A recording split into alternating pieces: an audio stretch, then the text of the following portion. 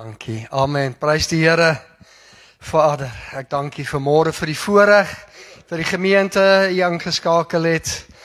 Ek het besluit om die ding te doen, want toe dink ek, toe Jesus daar in Getsemane was en in die tuin, en hy het sy hand gevat en hy het na die beker gekyk en hy het die sonde gesien, maar Jesus homself het ook daai ding gedoen. En deurdat hy daai beker gedrink het en dit was bitter, het hy ook die pad van die ou Dolorosa geloop. En jy ken die verhaal, en soos wat hy geloop het en op die kruis gesterf het, het hy daai ding gedoen, omrede hy het gedoen het met 'n druppel bloed.